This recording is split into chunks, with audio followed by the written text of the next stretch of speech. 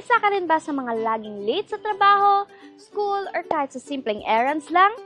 Dahil sa maraming stopover ng pampasaherong jeep, yung simpleng lakad inaabot ng matagal. Kaya eto na ang solusyon dyan.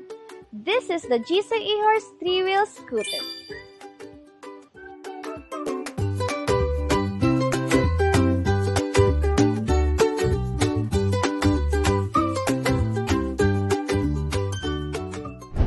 May problema ka sa balancing? No problem!